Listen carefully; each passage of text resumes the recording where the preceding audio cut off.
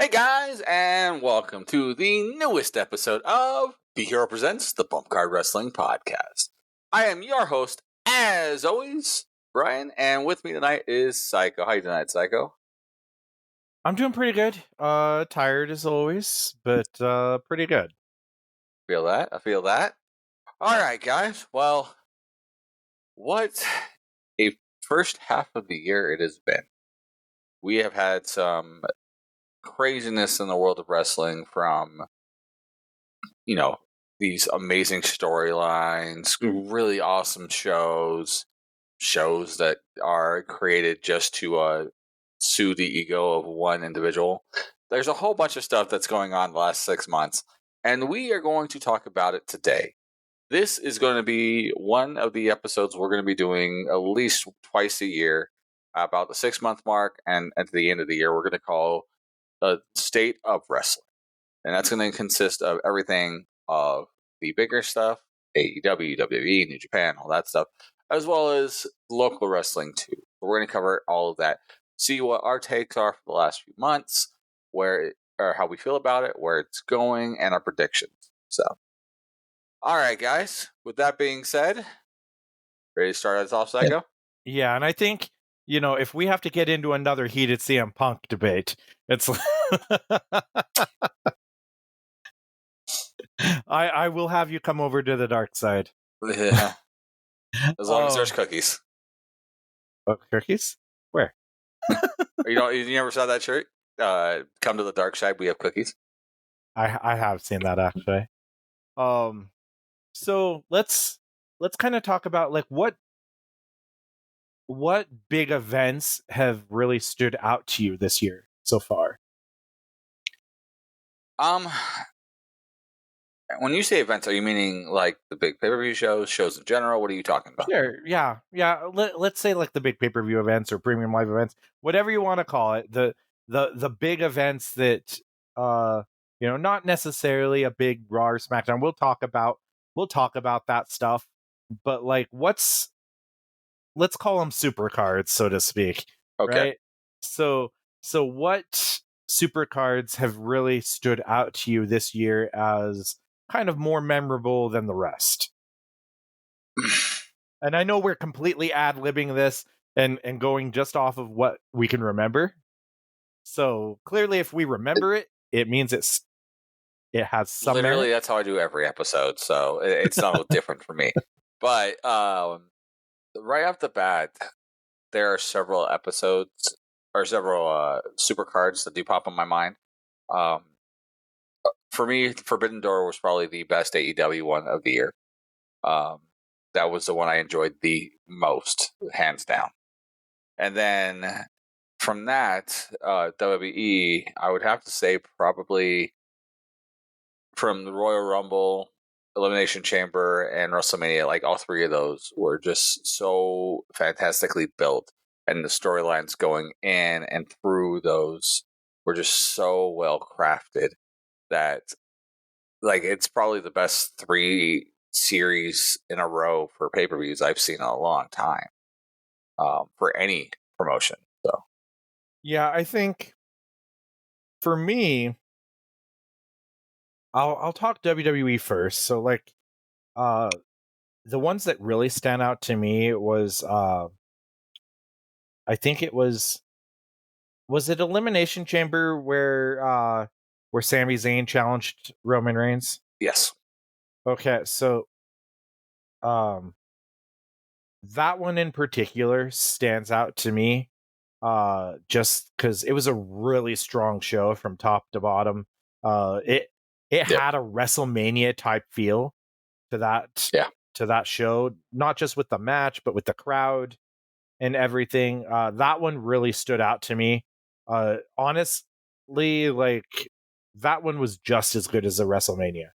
WrestleMania obviously stands out to me. I mean, partially because I was watching it on a cruise. But Thinking about it back on it too, I think it's the first WrestleMania you and I have not watched together in several years. Yeah, probably was. So. Yeah, I really enjoyed. If I'm being honest, I liked night one a little bit better than night 2. Just I think probably because it had a more satisfying ending with the Usos against Sami Zayn and Kevin Owens, with them winning the belts. I think that was a little bit more satisfying than the ending we got to the Cody Rhodes and Roman Reigns match. Well, we'll get to storylines in general, Sure. talking about that or through the year. But with that, I think that though Cody lost, I think the story is still strong. Like, as a card alone, I think Cody should have won, but the way that they've been working the story, I think, is better. But we'll get the storyline. Yeah, we'll talk about that in a second. Let's with AEW for their big events. I think match wise, Forbidden Door probably had the strongest card, but I'm more of a story guy, and so it did take away a little bit for me for story wise, just because they didn't really have a big storyline to that. It's more about the in-ring product. I'm trying to think of a show where I think that it was just blow me away out of the water. I think, gosh, I'm trying to think. Maybe the one, and I'm not a big Elite guy, but maybe the one where the Elite returned. I think that was this year, where they came back with, or was that the end of last year? I think they've had 3 shows this year so far. We can count Forbidden Door.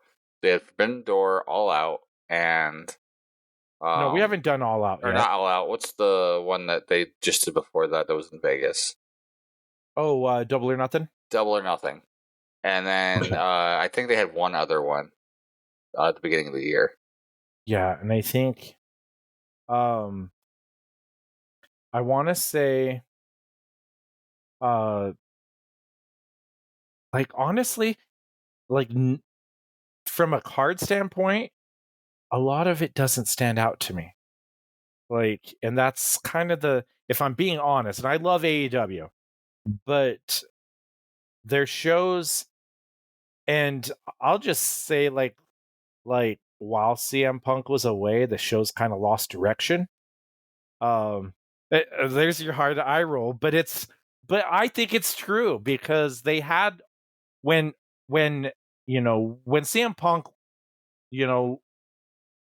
stepped aside for a little bit due to all of that, and due to his injury, they had a ton of direction at that point with their stories, and then they really don't have really a heated feud, at least something that really I can sink my teeth into.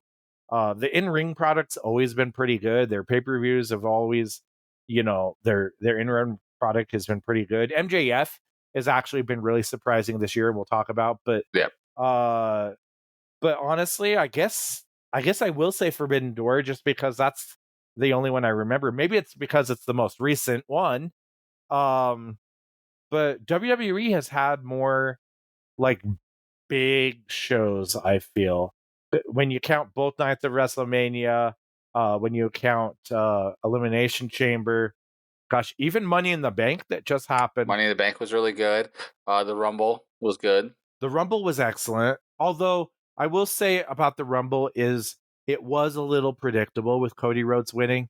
Like that one really wasn't in doubt. And so I've seen better Rumbles, but the storyline at the end, and I guess we could just go ahead and jump right into storylines. Which, I mean, this is going to be, we're both going to agree on this. Which storylines have stood out to you the most this year? Well, the obvious one, of course, is all the Bloodline stuff. That's the number one obvious one. So we'll touch on that in a minute. Mm-hmm. But I would like to say, like, the rise of Judgment Day over this last year, because they started last year, but they were kind of just feeling like a group put together, and was just there and was kind of just waiting around for Edge to be there to do stuff with them. But over this last year, especially after following the Rumble and then WrestleMania, the Judgment Day have exploded in their promo quality, their match quality for each individual person everything about them has been very good, and all the storylines that they end up in are amazing. Yeah, I just want to say that I'm kind of with you on Judgment Day. Partly, I I think part of it has been really good. I think the stuff with Dominic Mysterio and Rhea Ripley has been excellent, and the Mm. feud that Dominic had with Ray, with his dad Ray, was fantastic. Yep. And it really made the character, because Dominic, you know, before he turned on Ray and everything, he was just kind of like, for me, he was almost on David Flair type level. It's a second generation star. I didn't know if he was ever going to make it. He would just be kind of a flash in the pan thing. But when he made that heel turn, and when he did the stuff where he kept interrupting, family gatherings at his dad's house, and then like when he got arrested and he became like prison dom, Mm-hmm. that is brilliant and so entertaining. Like, and now he's honestly, maybe other than Roman, the biggest heel on the entire, roster Yeah. for them. Like, he goes out there and he gets nuclear heat. They won't even let him speak. They won't even let him do anything. It's just absolute booze. Yeah, it's insane how much they're booing him. But it's interesting because he gets so much heat, and Priest and Finn, they get a lot of heat too. Obviously not in that same level as Dom. Like they jump it up to a whole nother decibel when Dom starts to talk, but they get a lot of heat. But Rhea doesn't. Rhea gets like a lot of fan love for what she does, even when she's like beating the crap out of Natty. Like, the fans are still behind her. They're cheering in a way for her. I mean, they're still like, some of them are booing because she's doing heel stuff, but they're still behind her. It's just insane. It's a very weird dynamic Yeah. because like her and Dom like make each other, like they really give each other the rub, so to speak. Giggity. Don't get your dirty mind out of here. That's my job. No, but You missed a great promo, by the way, on Monday between so at the end of the main event for Monday Night Raw was a 6-man. It was Judgment Day against Seth Rollins and Kevin Owens and Sami Zayn. And because Kevin and Sami save Seth at the beginning of the show. And Rhea goes to say something to Roman, or not to Roman, to Sami and Kevin. And Kevin has been doing this great thing lately with things where he's trying to keep us calm, like Sami's trying to keep him calm. And he's getting upset because people are breaking the unspoken rules of like interrupting without having your name called, popping up with whatever, right? And he goes to do this, and then Rhea, it's like, cuts him off, be like, no, we're here because of this. And he goes, oh, okay, that one makes sense. But they talk about, Rhea's like, oh yeah, why Dom was in prison, he had a lot of great cardio and stuff like that. I'm not meaning just the gym, and like is doing this whole sexual innuendo thing. And then they leave, and Kevin looks over at Sami and goes, "What do you think she meant by that?" And Sami's like, "Oh, I think it's," and then whispers in his ear, goes, "Oh, didn't know he was down for that." And then they walked off. It was so freaking funny. Those two as a tag team has been so good. No, they really are, and I'm happy for them. Honestly, even I know we're going to talk about the bloodline in a second, because that we're going to talk about Sami and Kevin as part of that as well. Mm-hmm. But some other good storylines that stand out to me, and I would say in WWE, I'm trying to really think, like most of the stuff has been centered around the bloodline. AEW, I'm really struggling to find a storyline that's like really captivated me. There's been great matches, and we'll talk about matches here in a little bit, but well, they had a couple of decent ones at the beginning of the year and going into Double or Nothing, like the Four Pillars match, building the story for that. there was that, and I did think of that. that to me, it was a good storyline. It's probably the best one they've done. Um, but that was such a little blip, like what, a month, or I guess it lasted a couple of months. Yeah, it was building towards Double or Nothing. It's kind of like the big one that they were trying to sell Double or Nothing on. But they're kind of in that weird space right now with like what the WWE was a couple of years ago, where they were really just building to the one show, and lately they've only really been doing that off of like a couple of shows going into it. So it makes it really difficult for you to like bite into a storyline because they don't even do a rubber match for them anymore. Like it's you have that one match at the pay per view, and that's the blow off match, so you don't get anything. Yeah, It makes it really difficult for you to want to bite in. Where WWE has literally changed their ways and have made these great long term stories. Like they had the beginning towards the beginning of the year, or last year, beginning of this year, they had the storyline where Sheamus is trying to go for the IC title because he's never won it. Like, he's trying to beat Gunther and is trying and getting screwed, and trying and getting screwed, and trying and getting screwed. And then finally, he's wanting to do it at WrestleMania, but at the same time, his tag partner and friend Drew McIntyre is also wanting to go for the IC title. So they end up having this three-way, which allows Gunther to get out of it, but or to win essentially without having to have either guys really get buried because they're fighting the whole time. There's such a good story building into it, and they did that toward the end of last year, beginning of this year, building to WrestleMania in April. So you had 4 months of great storyline or storytelling for all of them. yeah. Let's just talk about the Bloodline storyline right now, because that storyline blows. I think you can agree, it blows everything else away. The Bloodline storyline, I think, is now to a point where it's on par with Austin McMahon. And it's right there with like the NWO storyline, right? It's like it's that good. The only difference is that maybe wrestling's not at a hot period of where mainstream casuals are watching, but that's not their fault. No, It's and just even kind that, of you got to imagine just watching storyline like stuff like this, like casual fans are watching this, right? As an example, we invited for WrestleMania, Davon invited over his friend Lindsay, and she doesn't watch wrestling. She's never watched it before, and totally fell in love with all of the storyline stuff for the Bloodline. Largely, it's because she thought Roman Reigns was a good-looking man. Not saying he's not, but she totally bit into that whole storyline. And they've essentially been doing this whole Bloodline storyline for 3 years, really. Yeah, it seems like it's been about that probably. But it's like the build to it, and just when you think it's losing steam, where it's like, oh, they've done, this is the payoff, or gosh, they really should have had Cody win here. What are they doing with it?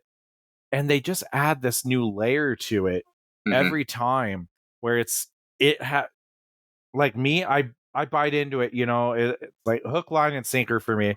Like I'm so hooked on the storyline, seeing where it's going next. And some of it's so simple because I don't want to say it's predictable, but it's logical. Yes. It's logical storyline. So you can actually, like, it's not something they do and you're like, that doesn't even make any sense. It doesn't make sense because this happened, months ago or whatnot. It's like it just keeps building on each other, so that like the stuff with like the Usos and them and Roman, and you look back, it's like it's been building to that from the very beginning.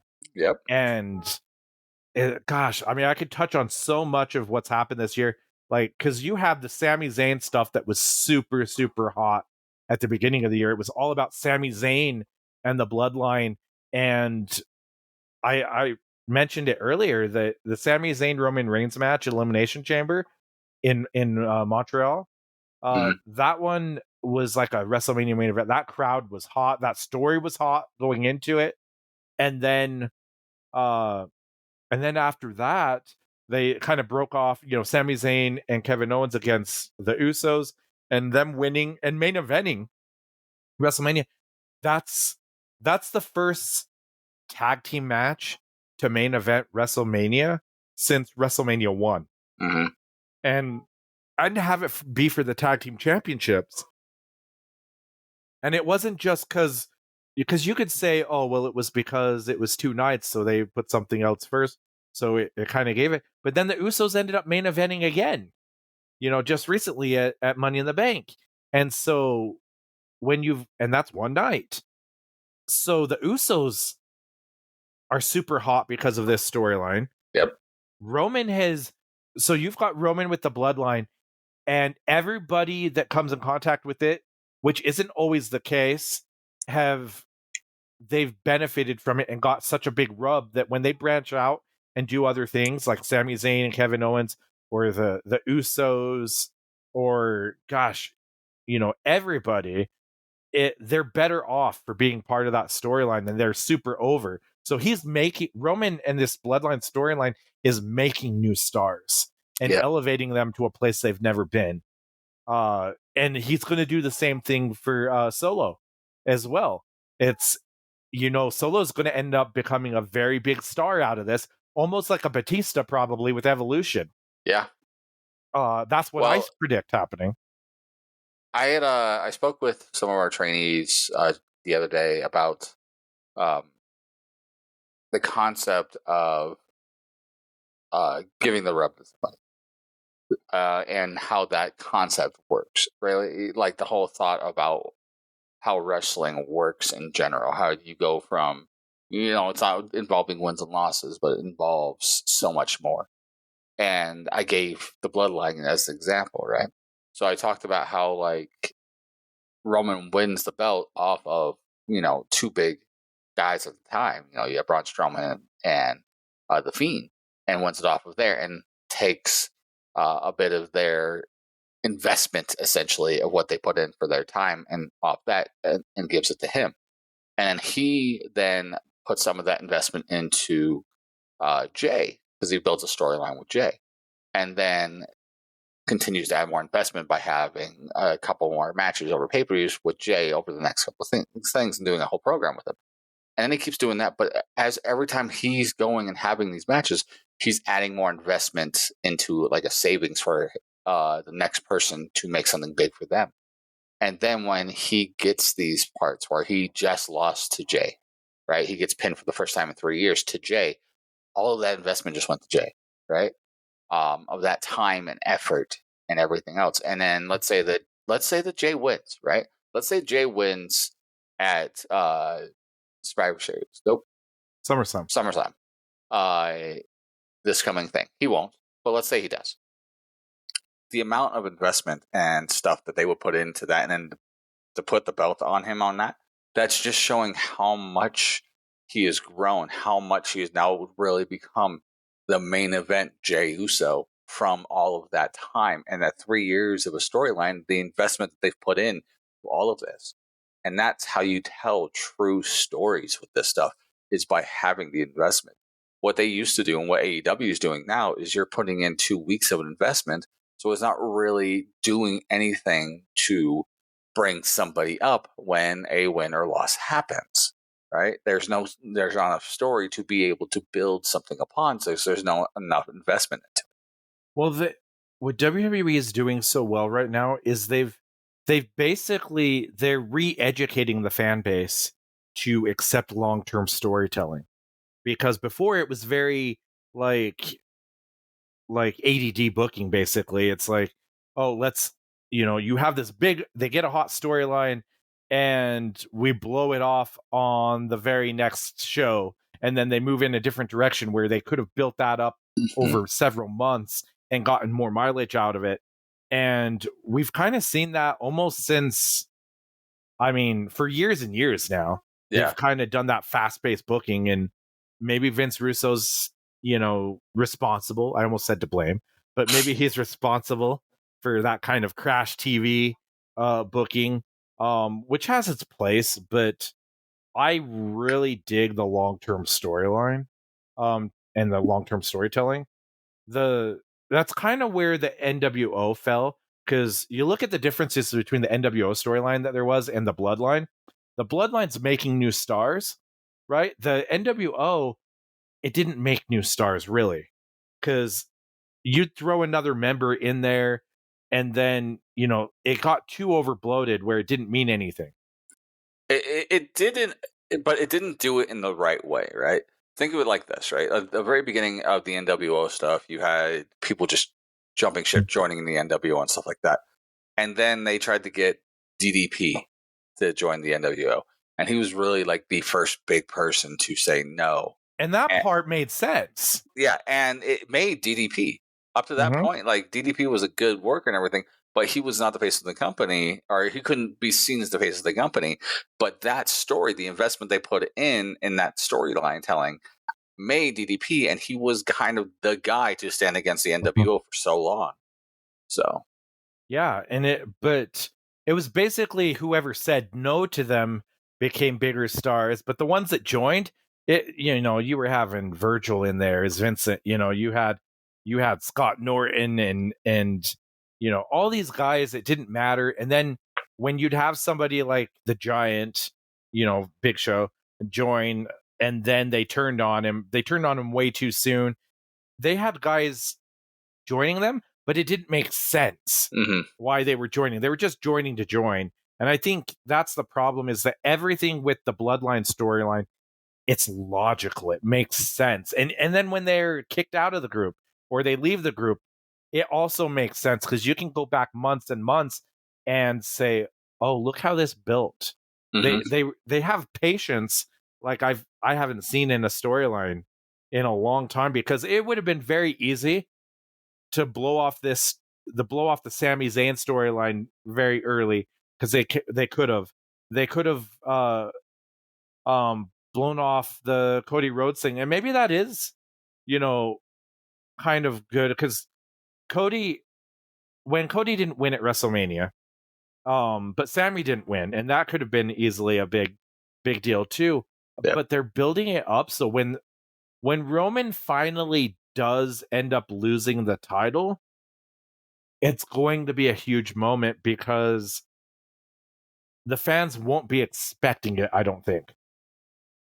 Because you've got when Sami was there, everybody's like, oh, Sami could win, right? When Cody was facing him, they're like, oh, Cody's definitely going to win. And the more times he keeps overcoming all of this, I think it's going, honestly, when he does lose, I think it's almost going to be like an Undertaker losing to Brock Lesnar moment, where everyone's like, wait a minute, what just happened? We have a new champion, and hopefully it makes a star, and it's not somebody that doesn't need it.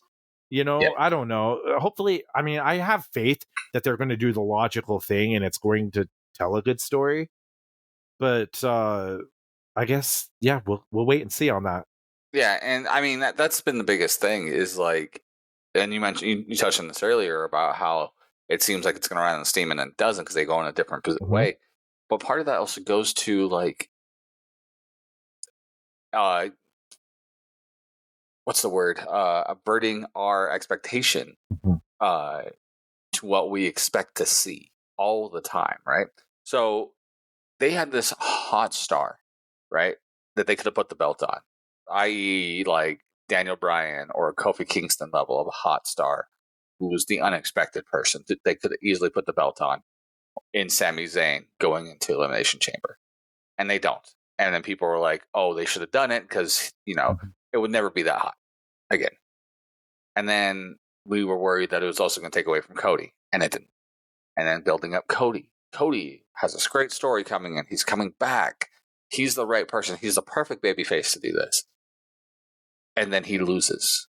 And we're like, oh man, that was the perfect time. When else would you have it done? Like, how could you not do this? And now they're doing this with Jay going into SummerSlam. And Jay is the perfect person, because it bookends the original story of 3 years ago. It'll make Jay and all these things. And if Jay loses, or when Jay loses, a lot of people are going to be like, oh, that was the perfect time. They could have made Jay. Who else is going to do this? And then they're going to go into Solo, obviously going up into the next one. And Solo could be the guy, but he might not. And then people are going to say the same thing. but every time they've subverted our expectations and made something better. And it does make it better because when he does lose, it's going to be so satisfying, that they drug it out for this long. Yeah. And it's not one of those things where it's lost steam. I thought it would, especially after the Cody thing, because when Sammy lost, I was like, okay, that like it was hot, but there's Cody, so there's a better story, And then when Cody lost, I legitimately thought, gosh, maybe that was a mistake. Maybe because Cody's never going to be as hot as he was at that moment. But they could build him back up, and do that. So it just makes it very satisfying. I would say too that it almost right now would be a mistake to end this bloodline storyline right now. And the reason I say that is it almost feels like so like when Goldberg was on his streak in WCW and he was the champion, they cut that off way too soon because that was like their only competition competing against Vince in the WWE when he was undefeated going for, being the champion. And then Kevin Nash beat him and it was like, wait, what? And the way it happened, and then they wasn't he never like came back. a handcuff and a taser or something like that? Yeah, he got tased to lose, and I get what they were going for, but that undefeated streak, everybody was behind it. That was the one that was going, I think, where they were still staying very competitive with the WWE. Once Goldberg lost, he didn't have the same mystique. He never was the same again. And I get I get what they're saying about, well, he had to lose sometime and, and why not, Yeah, but it make it adds more to the mean story. something, right? Exactly. That was my But problem with it. use that investment that you're putting into that time, into that person, and the investment you're taking away from other people. Because every time that somebody loses, a little bit of the investment you have in them goes with the person they just lost to. Right. You're really just stepping on every person that he loses to, or he beat. Yeah. So who's that build? Who does that help? It helps nobody. It takes away from Goldberg, and it did not help Nash. He didn't need it. It didn't right? help Kevin Nash, and it even hurt worse when Nash won. And I know we're not talking about WCW from 25 years ago or whatever, but when Nash won, the very next week he does the finger poke of doom and just gives it to Hogan, and that basically reset everything. It's like everything that Goldberg, all the guys that put over Goldberg there, it meant nothing because Right. they didn't take that heat and transfer it to make a new star. Because it didn't make anybody. Yeah. So, but my point is that they ended it and they were never the same. I feel like by WWE, if they were to lose the Bloodline storyline right now, it would be a mistake because that is their hottest ticket. They're drawing with it. They're drawing huge money with it. Their ratings are up because of it. I think I think last week's SmackDown was one of the most highly rated segments that they've done, and the fans basically are conditioned. Normally a show, like sometimes it'll start off hot and then it'll kind of peter off the longer the show goes, but it's building on it where it peaks when the Bloodline comes out of it. Mm-hmm. And so I don't know how it's going to end, but I want it to go for as long as possible because I'm loving every minute of it. I am too, and it doesn't, but it will need to end eventually, and I hope it ends before it finally gets to start being stale. Right. I hope they pick the right moment. Yeah, and that's going to always be the hardest thing, is finding that right moment, right? As an example, going back to Taker's streak, right? It was, of course, the story of the streak ended up becoming its own thing without an intent for a long time. But you have Brock win it, and everything I've ever read is that was always the plan anyways. Even though the Taker got hurt, was Brock was going to win it anyway. And it just didn't make sense of why, right? Like that streak, because of what it was, could have still gone on for several more years because Taker still worked for several more years. He only stopped doing WrestleManias, 2 years ago? 3 at most? It was the AJ Styles COVID got it. one. Yeah. Yeah, And 2020 then. was it 2020? Okay. So, Yep. but he could have easily kept it going. And, he did lose a second time to Roman at WrestleMania. But he could have lost to Roman then. And that would have done more for Roman than it did for Brock. The Roman one they should have done. I know some people it's like Taker, could have passed the torch to Bray Wyatt, but I think we're seeing now with Bray, it's like that would have been the wrong choice. I just don't Yeah. think Bray. I don't know. Bray's a whole other story. Yeah. But I think Roman, that would have made Roman into the top heel if they did the heel turn with it.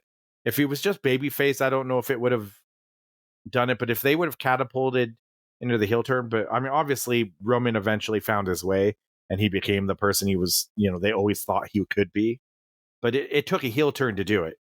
Yeah. Which is so weird because like he was a heel when he first went into NXT and that all started. And it was only after the whole Shield breaking up thing happened that they had him face, and it just never made sense for him. All that being said, Yeah, the single best storyline in decades. Yeah. For wrestling in general. Yeah, and it might go down as the best storyline ever. I'm going to say it. It could, especially if it makes the next big star.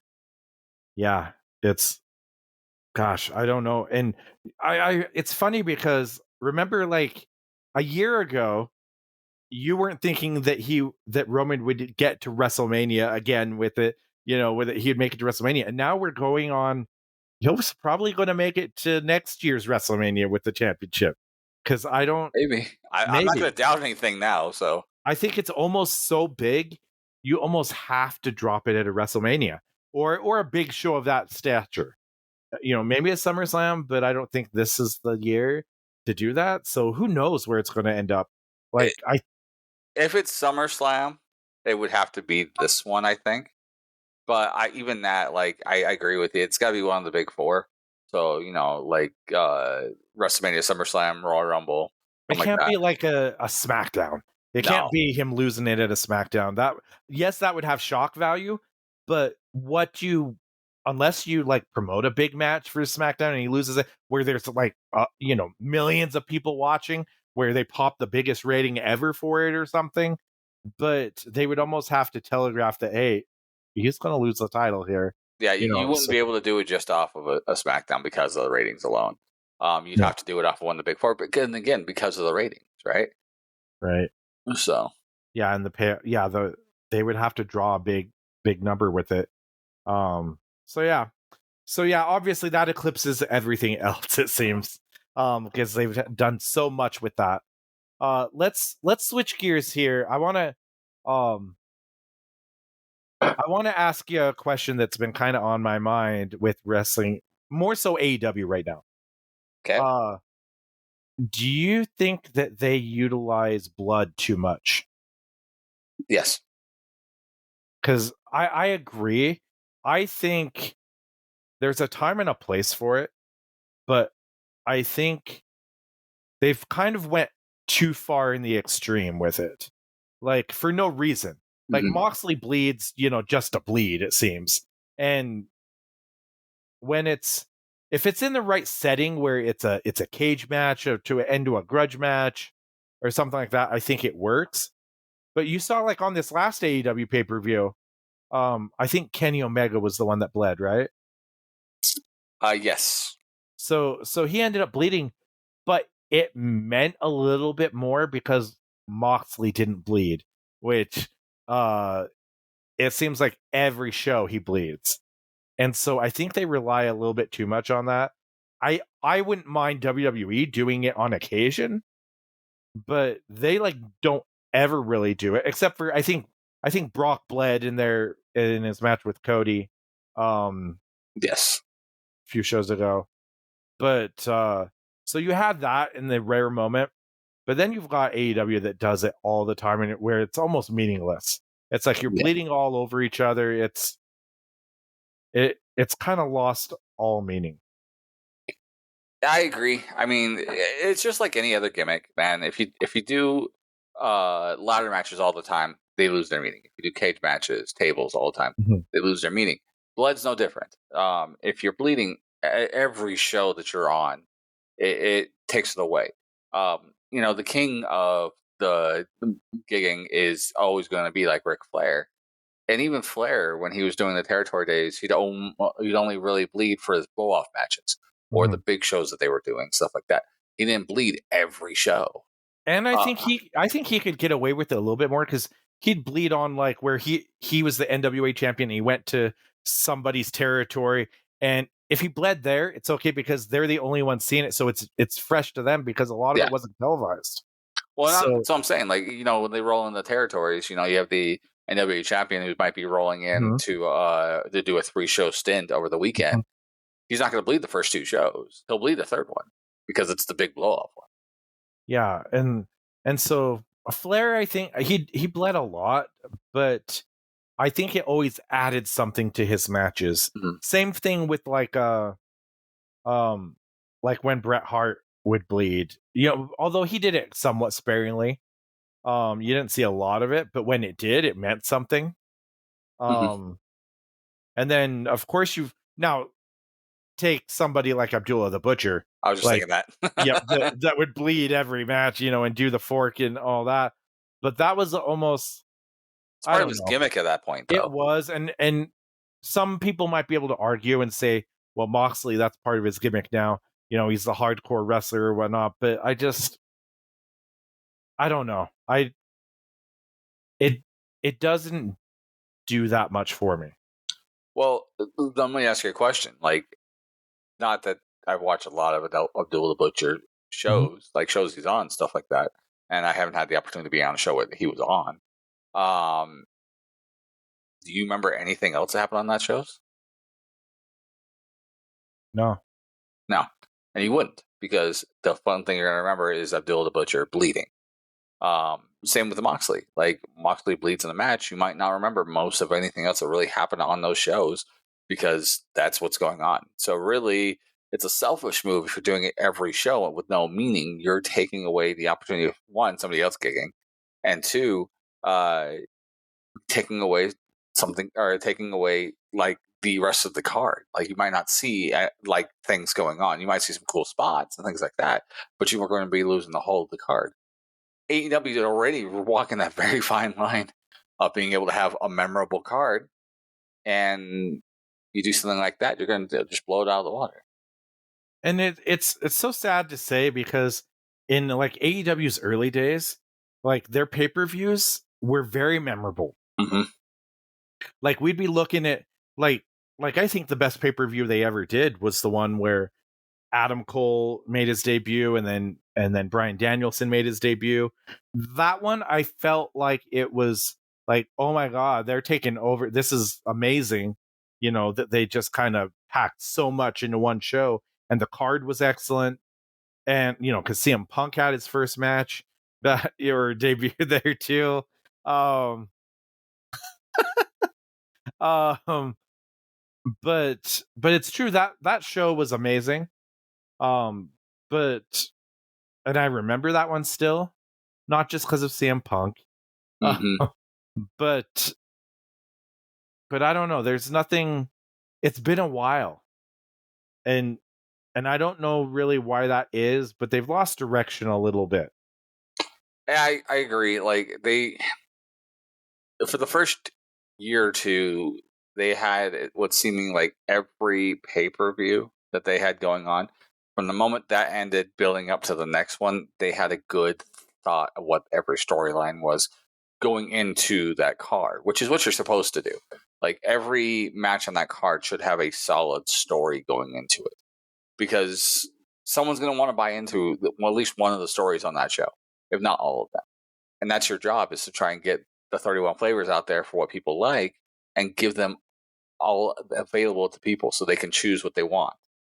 But they haven't done that. It's gotten to a part where it's like, oh, let's have this match for the sake of having a match on this card.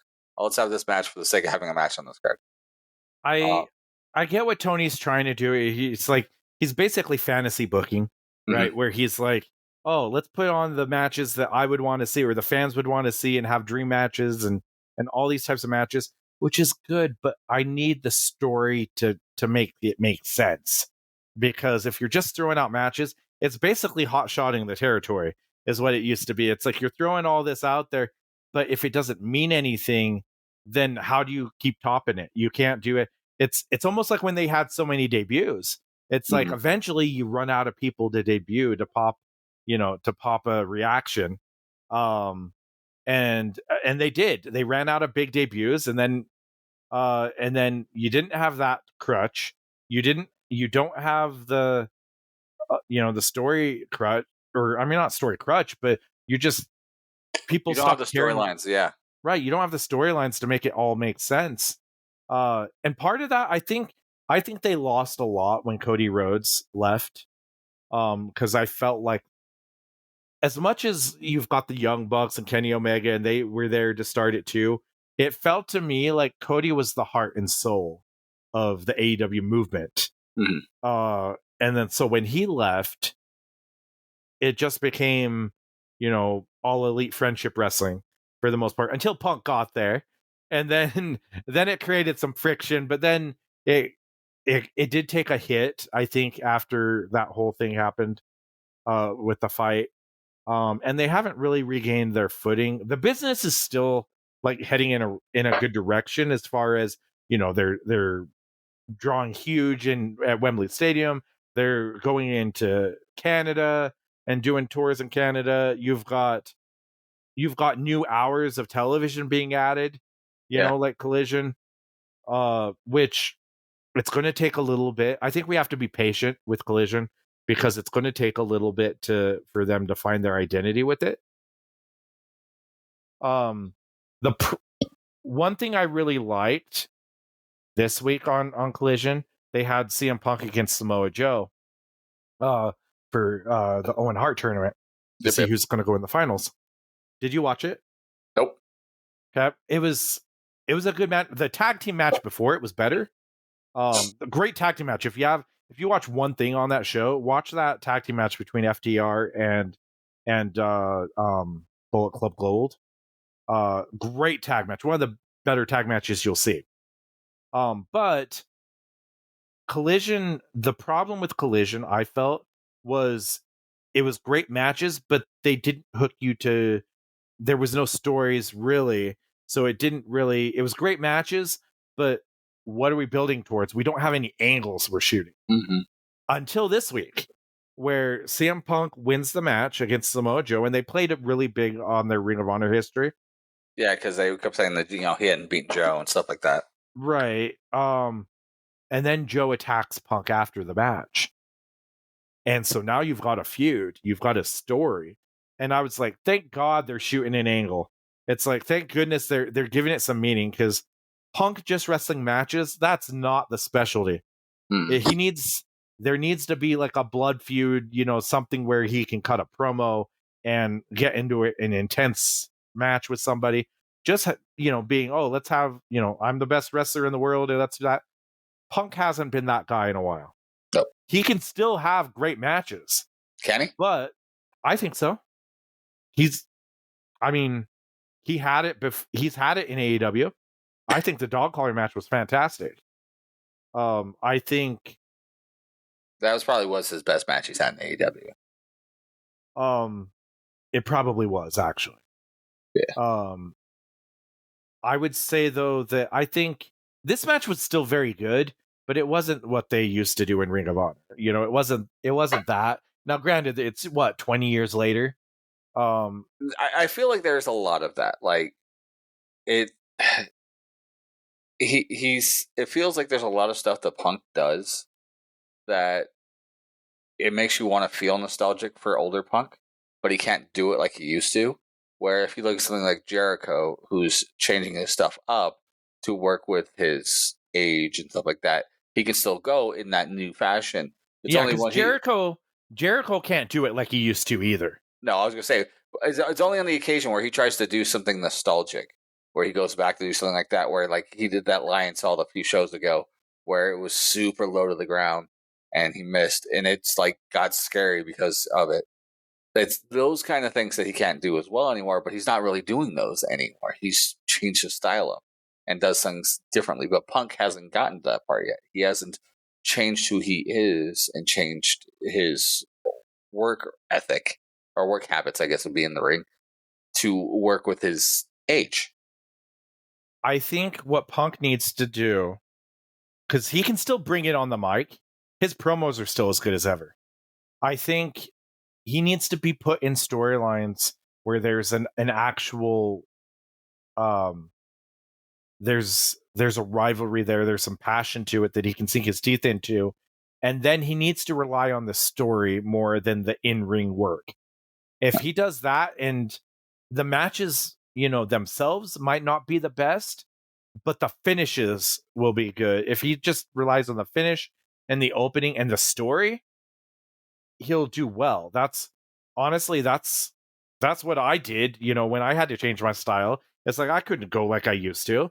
Yeah. But I still could talk. I still could put us, have the fans caring about seeing me get my ass kicked because of the story that we were telling. And that's where Punk honestly should be. He shouldn't be a babyface right now. He should not be a babyface. It's like the time to turn him was, he should have already turned. Yeah, he should have came in a heel. I agree. That would have made things so much better. And to be honest with you, I probably would care more about watching Collision and care more to see what's going on with Punk if he was a heel. And he needs a good person to build a babyface rivalry with. Mm-hmm. I can't believe I'm going to say this, but I think the coming up finals with him and Ricky Starks, if he was to turn heel and go against Ricky Starks as a babyface right now and cut promos and work a program with him, that would make Ricky Starks. Yeah.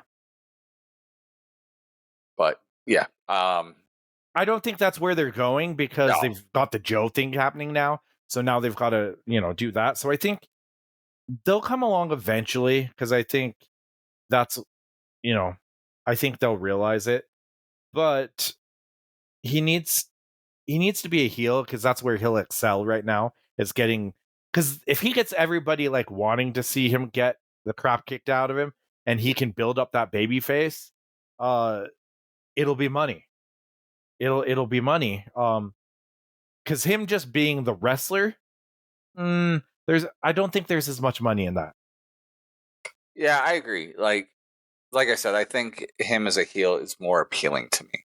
And that gives more avenues for people to grow off of him, right? Like, that's the thing that you want to see in wrestling is you want the young kids to be the babyface, the ones coming in so that they can grow and get their feet wet, but not only get their feet wet, but build their investment again with the crowd. And to do that is on the backs of heel vets. And that's like wrestling storyline booking 101. Isn't this amazing? We're actually agreeing on a topic about CM Punk. Oh, yeah. It's only because I'd rather see him be a heel than see him do what he's currently doing. And right now he's just popping himself. So. What do you think let's talk matches themselves. What do you think have been the better matches this year?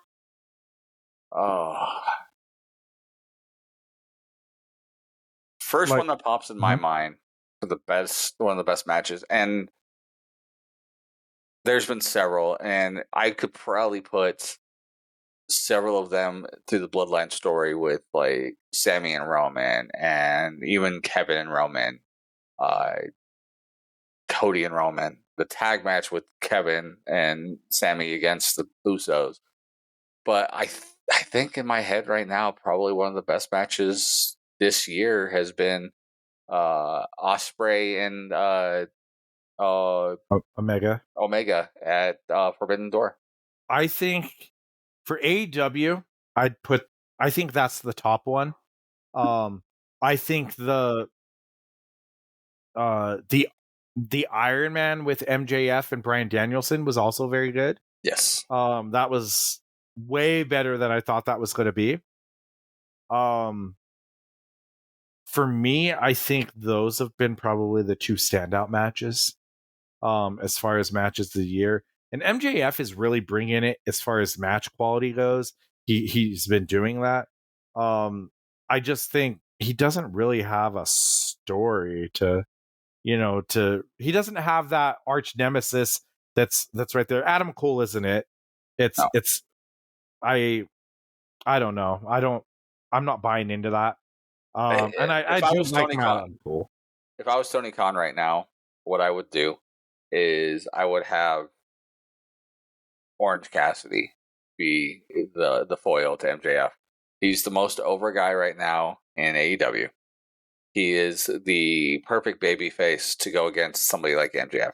MJF is constantly talking about the work ethic he puts in, the effort he puts in, and how much better he is than everyone else, and they know it. And the perfect foil for someone that's got that much ego and loves to talk is someone that can care less about how stuff's going. I think those two running a program would be the hottest thing in AEW right now. I think it'd be good. I still think it's going to be something that, like most Orange Cassidy matches are for me, it's like I go in like not really like expecting much, and then he blows me away, and it's like, okay, but he never fully wins me over. I'm like, oh, this will be a banger, this will be a great match. It's always just like, I'm not really looking forward to that. It probably won't be very good, and then he blows me away every time. It's like, eventually you'd think that I'd catch on and be like, oh, he's good. But I think that's part of the specialness of Orange Cassidy, is that he doesn't make you think that it's going to be that good, but then he ends up over delivering, Just like MJF. exactly like MJF. Which Which I maybe that is a good pairing. So, but then nobody will think it's any good, then they'll be blown away, I guess. What are some matches in WWE that stand out to you?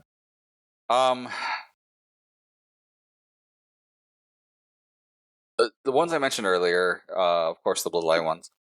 But honestly, I think the one that is just right there in the back of my head was not only surprising in how good of a match it was, but I think will actually stand the test of time, is Sheamus and Gunther at Chaos, or Castle of Chaos, or the what the hell did they call that? Chaos at the Castle or whatever it was. Clash at the Castle, right? That's what it was. Yes. Yes.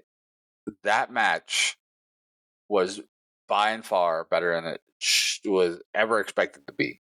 So brutal, but so good in story and everything it did in that match. And being able to ostensibly create and tell a story to build to WrestleMania off the back of that match.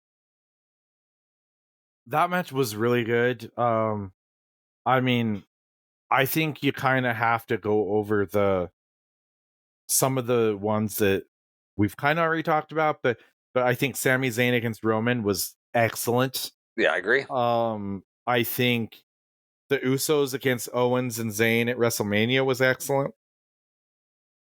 I'd say those are probably, I'm trying to think of anything else that really stands out. I think for me, those are probably the big ones. Yep. Who do you think is, of the first 6 months, who do you think's been the top baby face out in wrestling, out of Cody or the Sammy? top promotions? Okay. I think I'll probably say Sammy, just because that storyline, he was definitely the most over. Cody, I'd say, but I still think he's Seth is on that list too. Now I think about it too. Seth Rollins. And he's only because of what he's done. He's kind of turned around to being a babyface since about the Rumble, and he's just so over right now as a babyface. Cody has been substantially over, even with the loss to Roman. Sammy is still over, but not on that same level he was going into Elimination Chamber. So, or even after the WrestleMania win. But they're both, or all three of them are probably like, I would put them right up there as the best baby faces of the year. Yeah, So I'll far. say that. What do you think of that? The new World Championship that Seth won. Oh, I don't mind it. Yeah, I think fine.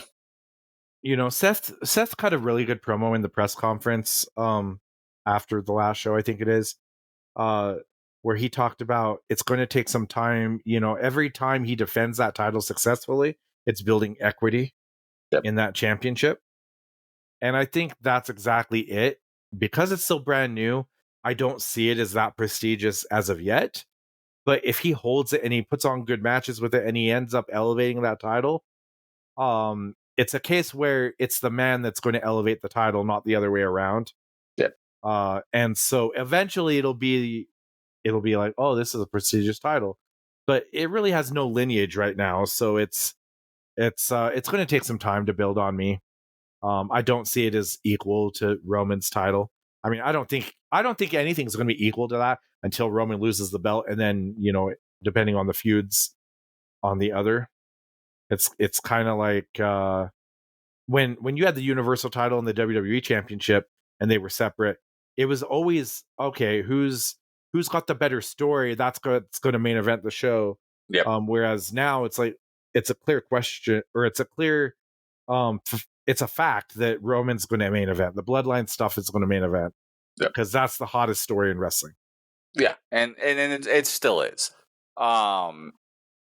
The concept though with Seth and the investment of him beating these people to build up the equity is not much different than what we've been doing with Gunther and the IC title.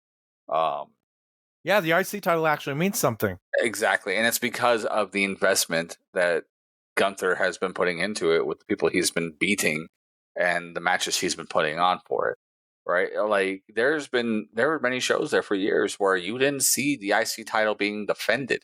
And not just like the pay-per-views. There were times where you didn't see Raw or SmackDown with the IC title holder there. Like, do you remember that Ricochet held the IC title? Briefly. I do. I mean, vaguely. I do remember it. He held it for like 4 months. Yeah, I remember it, but to me, sure it was just... he was the one that Gunther beat for it. Now I'm thinking about it. It might be, but see, I don't remember that. See, so it didn't have the same impact, so to speak. Who do you think is the top heel in wrestling right now? Roman or MJF. I think those are our top two, and they're going to stay that way. I think for a while, because one, who's going to surpass MJF in AEW, and two, and until Roman takes a break, which he might end up doing after he drops his belt, who's going to be the next person to step up for him? I mean, there's opportunities there, but who's the next guy to step up? So I think those two are good. Dom is also on that list too. Dom's on that list. Yep, I was going to throw him out there. And if Punk ever turns, he could be there with MJF if he, depending on how he's booked and the promos he cuts and everything. So I feel like that could work. But yeah, I think those are kind of the ones that are in that possibility. The ones? Yeah, the ones, huh? I see what you did there. The fans didn't. Let's no, they didn't, but they heard you. Yeah. Let's talk the local Utah wrestling scene real quick here. So, what has been memorable for you and stood out to you this year in Utah professional wrestling? Honestly, the amount of wrestling that is available right now in Utah. Outside of the concept that there are 3 promotions running shows monthly, Devotion alone is doing 2 or 3 shows almost every month this year, somewhere, right? If not more. And we've been starting to work out of state shows, right? We did the show in Colorado, we did the show in Wyoming, and stuff like that. And those are only going to be more often happening or trying to be done that way. We did the spring break show where we had such a huge amount of people there. Brought in, the NWA Tag Champions, the former NWA Women's Champion with Roxy. You had so many great people that came to work that show. Juicy, of course, from MLW. Mind you, he caved my chest in, so screw that guy. I love you, Juicy. Don't hurt me.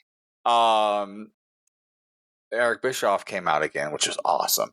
There's been just so many great things that we've done this year in Devotion alone. But then you have Dive. They have Brian Kendrick as their champion. They had some amazing shows going on with them up in Ogden. And then STF has come out and they've brought out people like Gangrel and things like that. So there's been just an overabundance of wrestling in Utah over the last 6 months, more than we've seen in years. Yeah, I really applaud DCW for how many shows they've been doing and kind of branching out into other states, and doing that and branching out into other areas. Mm-hmm. They added the Ogden stuff, and then they've done Wyoming and whatnot, and so. Oh, and I forgot the Lucha shows. So we even have Lucha shows. 2 different Lucha promotions are working in Utah. Yep. So there's a lot of wrestling here. Not all of it's on the same quality. I'm going to say that, so you don't have to. Oh, but you agree with me? 100%. But and it's not throwing like Dive under the bus, but like if you look to like the Lucha shows or even STF, they're not on the same level yet to what Dive is or we are. Yeah, and obviously memorable for me. I was doing stuff with DCW up until March. Yep, March, and I really liked my send off as far as what we did, and it was a good story. That's why it's always so hard to like come back, because it's like, gosh, it's come back. What was that? I don't know. It has my brain and my mouth not working properly or not connecting. I have that all the time. I call that being awake. Yes. But that's why it's so hard for me to like think about coming back, just because like it always has to be like either better or different or interesting, a reason to come back. Right. I've had plenty of offers to come back and do things. I know Trent wanted me to like help him out with, cameras and production, and that just didn't feel like the right fit for me. It's like, I don't want to screw up the show. But he had a lot of faith in me, so Trent, I appreciate you, buddy. But and then we talked about commentary and whatnot, and I got excited for about 15 minutes on that, and then that seemed like a lot of work. Oh, and I didn't really feel like that was the right fit. I've done a bar fight since, and maybe that's kind of where I start, because with all the shows that the drawing that they've been doing in a lot of these places, bar fights has suffered a little bit, and so I feel like I can help there. And so that's kind of the one area I feel like needs to be helped, and I think part of that's just because, my opinion, the reason, here, if you guys are listening, this is the reason why this is the reason why bar fights isn't working right now. It's number one, it's been oversaturated with so many bar fight shows that they did, and it's the same guys. The roster hasn't changed really. And so when you're basically, the people that are coming, they're seeing the same matchups over and over and over again and doing the same things. One show doesn't change from the other. The only thing is to see, some people, do commentary while they're drunk or whatnot. And that's entertaining to an extent, but it's not going to draw a huge crowd. And so I think something needs to change there. We'll see if I can help with that or if I want to. We'll see. But as far as DCW, I applaud all the shows they're doing. Dive I know that they've been doing stuff with the champion Brian Kendrick. Brian Kendrick. Thank you.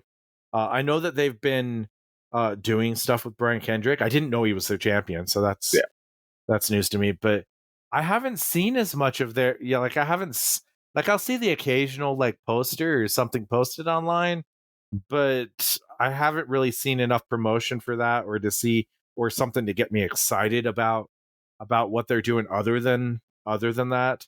STF brings in stars, but to me it's kind of like I'm going to get heat. It's kind of like old school or like the worst of War to me. Like when War was at its worst, they'd bring in the top guys, but the roster just it wasn't cutting it. The matches weren't cutting it. The in-ring quality wasn't there. I was on that roster. Thank you very much. I said what I said. No, I'm just kidding. No, but the problem there is just they'll let anybody join. Certain people are there. No training. Yeah, and no that's training. Again, the problem with STF. Dive does training with their stuff. Like their guys do training. Their guys are very good in the ring. That's not the problem with Dive. The problem with Dive is probably more so stories, making it making people want to see it other than just a spot fest. And yeah, send all your hate mail to me, guys. But I'm just speaking my mind. And I'm not affiliated with anybody, so I can. And if you've got a problem, shoot me a message. We'll talk it out. But I don't know. And DCW is not 100. They're not 100% perfect either. No. I think they've got a better business model. They're doing some things and growing the business. But they could use some stories, that compel, that are compelling and whatnot. And like a best of 7 series for the control of a little Yoda doll. Is that what's going on right now? Yeah, it's TMI versus Slating Blade in the best of 7 series. Okay, well that better be for the story because it's not for the work rate. I'm just kidding. Oh wow! Wow! Send your hate mail. First of all, that match was awesome, and second of all, yeah, it's for the story. No, and I'm not. Nobody's horrible. So, but no, that's good. That was some quick backpedaling. That was horrible in that. No, and nobody is. But yeah, I'm excited actually. For kind of where things are going. Let's talk predictions for the end of the year. Okay, local or otherwise. We'll start.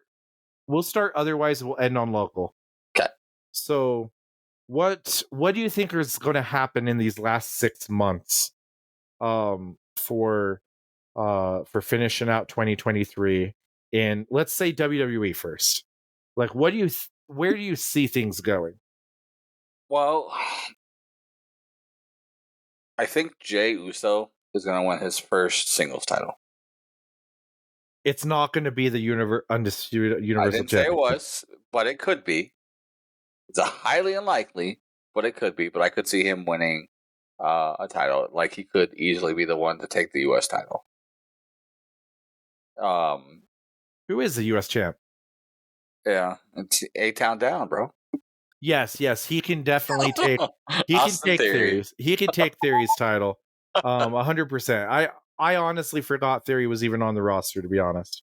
So, I would love to see AEW get a very strong story to propel it through the year. That's really what it's missing. It's missing an amazing story to propel it. Something to make you want to watch it every week. And they do not have that right now. So I would love to see that. I don't know if that's going to happen, though, with AEW. I would love to see some big star come up over the next 6 months in AEW to do that. Not sure who that would be, but I would love to see that. And yeah, I think that's like the biggest ones that are popping in my head. I like some of the things. Like I don't see Cody finishing his story yet. I don't see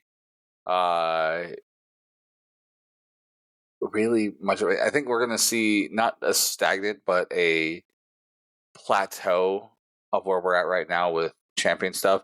I could see Gunther losing the title in the next 6 months to somebody, and again, Austin Theory, I expect him to lose it in the next 6 months. But I don't see much of anything like that. I could see the Sammy and Kevin losing the tag titles to somebody. But I think like the big ones, I don't see Seth losing. In fact, I don't see Seth losing until Rumble, maybe, if not WrestleMania, and probably WrestleMania for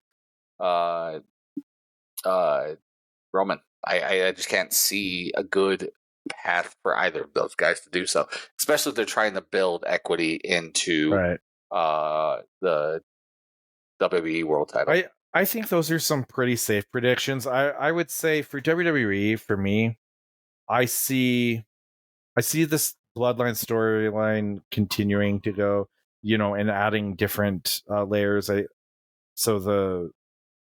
see Jay coming close, but not fully beating Roman. I could see them starting to tease some dissension with Solo and Roman. And then I could see, oh gosh, I think Austin Theory will lose his title too. At least I hope so. I could see Owens and Zayn losing it because, that's 6 months away. So to say that they're all going to hold their championships for 6 months, I don't see it. The only ones I think are safer in the next 6 months, 100%, is probably Roman. Seth is probably up there too. But other than that, everybody else, there's a chance they could lose it to somebody. I would like, honestly, for WWE, I would like for them to just keep on their same path and keep building the storylines and doing the slow build. I don't think they need to hotshot anything there. For AEW, I would like to see CM Punk have like a real feud, and maybe it's a Samoa Joe thing, and that'll be a great feud. We'll have to see on that. I would like to see them turn this whole Elite and Punk thing into a story and actually make some money off of it. Could be the story I'm talking about that builds through the year. It could, but if they're doing the Samoa Joe stuff, and I thought initially that they were going to do that to build up for the Wembley show, but that's only, isn't that what, next month? Yes. So we actually have two. I think it's two back to back. Yeah, almost. Yeah, you have All Out and All In basically back to back. Yeah. And I think if the Punk stuff with Samoa Joe's happening, I see that taking us through that. And so I don't think they're going to start it for that. If they are going to, I see them continuing to grow the business, but just I think MJF loses the title at some point in the next 6 months. I just don't see him holding it for 6 more months. I just think it's already kind of losing steam. And so, but to whom? To whom? That's the big question. I don't think it's going to be Adam Cole. I don't think we see AEW World Champion Adam Cole, at least not at this point. He's too much of an injury risk. I see. I'm just trying to see if. I think we'll have new tag team champions. I think FTR will drop the belts. Maybe to Bullet Club Gold. I know they've got a 2 out of 3 falls match coming up. They announced, so I see them continuing to have good matches, and it's really hard to pick predictions for those stories. Other than Wembley's going to do a massive crowd and it's going to look great on television. Well, the biggest thing you have to think about when you think about predictions in wrestling is you get a guiding light of what the stories are now to try and build to stories from 6 months from now. And that is why it's so hard with AEW, because they don't have There's no any stories. The only thing that I can really say is that, okay, we've got Punk and Joe. That's the only thing. And of course, we'll have MJF and Adam Cole, having a blow off there at some point. But what else? What other stories can you say they're building to? And I can't. I don't see it. Yeah, I don't either. Because they don't have anything right now, and that's the big problem. Maybe that's the prediction: is they actually start developing some stories, and we're like, oh, now this is working, and then they'll start drawing some ratings again. And that's my hope, man. Like, that's what I said earlier with predictions, is I hope AEW builds storylines, because that's what they need. They will sink so quick if they don't, because they have the work rate, which is something that Impact lost for a long time. But Impact had the stories, which is what kept them in the game. And AEW is losing that, and it's making it really hard. So, let me ask you real quick. Oh, yeah. Before we go into local, who do you think is going to be your surprise over the next 6 months? What worker do you think is going to be the biggest surprise in the next 6 months?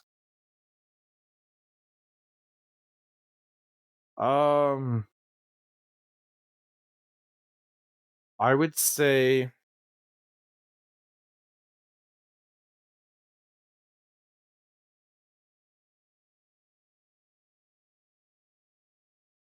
who's the guy that interrupted John Cena? Grayson Waller.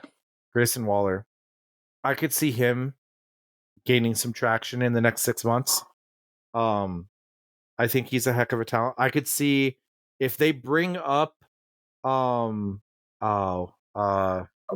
Breaker. Yes, if they bring up Braun Breaker, I could see him being a surprise. Maybe they save it for Rumble. I don't know if they can hold off that long. But if they brought him up, I could see him making a big splash. I think Carlito returning. I think that could do something. Is Carlito returning? Apparently he's signed. Oh. I mean, he had a huge pop when they did the Puerto Rico show, so. Yeah, so apparently he's coming back. So he signed a contract, so we'll see. Nice. We'll see what happens there. That's on the WWE side, because everybody else will just continue their paths of upward. I don't think it'll be as big of a surprise. I think those are kind of the big ones. I think AEW, I could see, let's say, Ricky Starks could get a big push, especially if he ends up winning the Owen Hart. He's going to win the Owen Hart. You think so? Yeah, I think Joe's going to screw Punk. Ooh, that would make sense. So that would make sense. I also think that we could see kind of a a push for Jungle Boy. Because he's already done the heel turn. So if it works, it could head in that direction. I'm still on the fence on that. Yeah. I don't know if he has it in him to be a heel, but that's a possible. It's a lot funner. Yeah, it is. So that would be a surprise. We said biggest surprises. So if Jungle Boy came in hot like that, other than that, I don't I don't really, because there's the usuals, but I don't see anybody else being a surprise. Like, do you have anybody? There's only one that you didn't name that's come to mind, and it's only off of recent news I've been listening to, Okay. and that's you know, the LA Knight, yeah, Yeah. cool. LA Hmm. Knight's one, he had such a huge show at Money in the Bank. Crowds were totally behind him. He's been getting so many pops. Um, the only people right now that are crapping on him are some of the smart marks, thinking that he's too Rock and Austin, and I don't see that as a bad thing. It's not just the smart marks though, but who said that he was a Kevin Nash Nash, ripped yep, on him for being like a copycat of The Rock. yeah. I Um, mean, you can see the influence, but there are a lot of people. Like I've being in the indies, like I've seen hundreds of people who there. rip off Austin and Mhm. The Rock and so many guys, Taker, but are such pale versions of them. There It's used so to be a wrestler that used to wrestle for Nav. I think in or wrestled in Western States Wrestling, which then I believe became IZW. I could be wrong on the evolution of that and all, but uh, he was called the Croc, bad. and it was a complete parody of the Rock. Like Yeah. he looked like the Rock. He looked like the Rock light, like a puffier, shorter version of the Rock. um, but the LA Knight character, he does take a lot of bits from them, but you see them more as the influence more than a direct ripoff. Like you can see the influence you get from them, right? Yeah, Um, I for myself, I use Paul Heyman, especially my promos, as a lot of my influence for my team, my gimmick, and so there's a lot of similarities to it. But you know, it's not a pale ripoff. It's just that it's an influence, and I feel like LA Knight's in that same boat. And I think that if they are going to heat him up, which it sounds like they're going to do, or he's going to just get a massive push and get strapped to the moon. I could see LA Knight being the guy to go up against Seth Rollins to work towards that belt. I don't know if he'll get it, but I could see him be that guy if he gets yeah, hot enough. So, I could see it. so So all right. local wrestling. Yep. Where do you see the local scene being at the end of the year? Well, I would like to. What I'd like to see is more fans, and regular the fans coming to the shows. We're coming back again to Fight TV, so I'd like to see that blow up again. In fact, we just we're in our second show in a row for like taping of that, which is great. So I'm excited to see those happen. I I think more shows in wrestling is going to cause Utah to get more of a recognition as a wrestling state than it has ever been, and that's what I'm hoping to see over the next several months. Um, I'd also like to see both, well, all the wrestling promotions to blow up because all high tides rise all ships, right?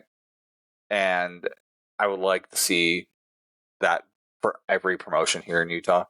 Um, but that also means I like to see better quality for all the guys, and I think that's something that's definitely becoming more honed, and especially between Devotion and Dive. I think their workers are becoming even better quality. If we set the higher bars for us and them, it sets the bars for everybody. So that's what I'd like to see. It's hard to say, like, because storyline wise, storylines always change. It all depends on workers. We have a lot of fresh talent coming through right now. I'd like to see those guys get their first shows in. We just had one of our greenies, Pablo. He just had his first official singles match um, last weekend and did really good. I'm very proud of him. We have some other guys coming up who they'll be having their first shows probably within the next 6 months. one of the females, Christy, and then hopefully another guy named Nick. Will hopefully be having his first match soon. So we have a lot of opportunities for people to start up. So there's going to be a lot of new faces hopefully seen too in Utah wrestling.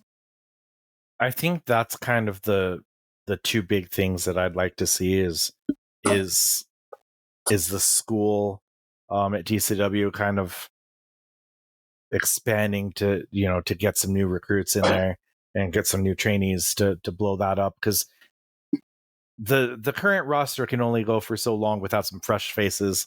Yeah. And it either has to come from out of state or it has to come from within.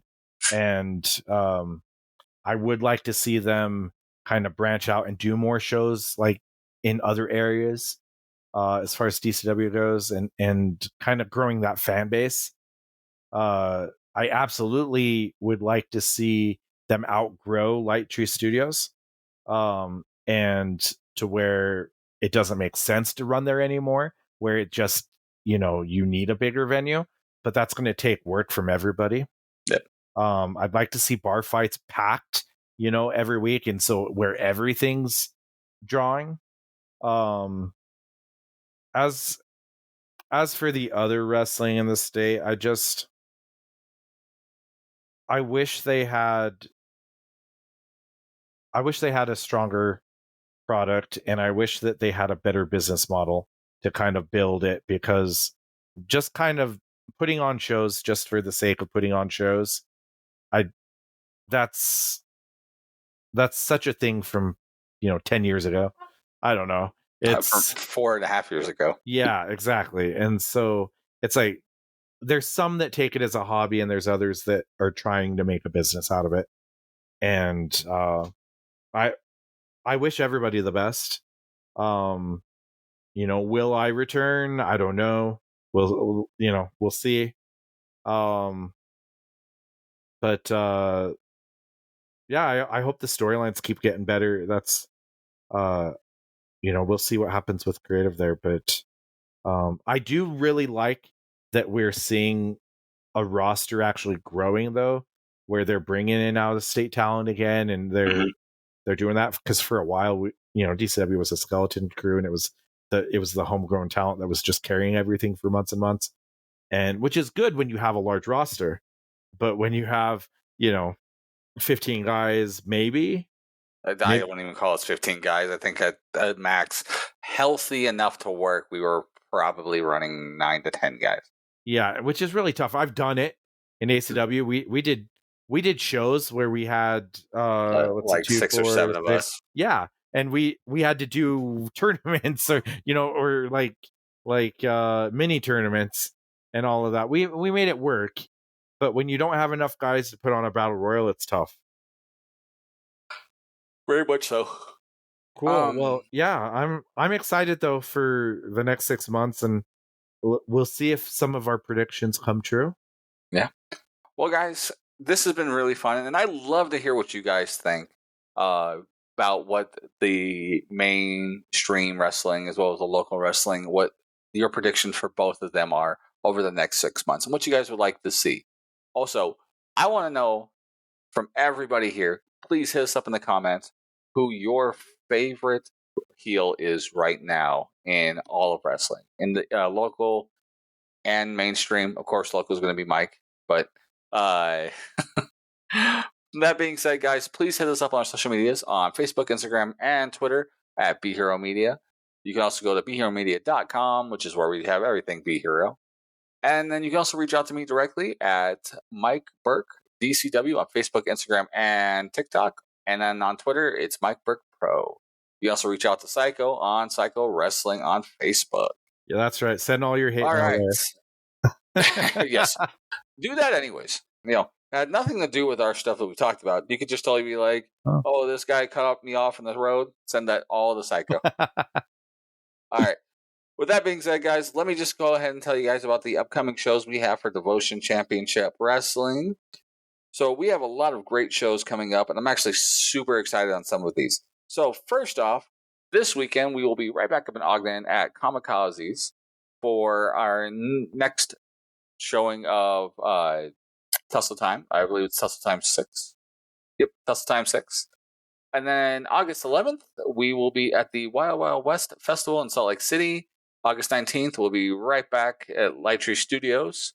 And then Tussle Time 7 will be August 26th. And then our huge show at Trolley Square, where we are expecting to have a large crowd. We will be having our show called DCW Control. That will also be featuring Chris Adonis, as well as the current NWA champion, EC3. So I am super excited for that show. Get your tickets now by going to DCW Salt Lake City on Twitter or Devotion Championship Wrestling on Facebook or Instagram. All right, guys. Well, I think that is everything for tonight. I hope you guys enjoyed this episode. We will be doing this again at the end of the year to see how our predictions turned out and what our predictions are for the next following year. And yeah, I think that's everything.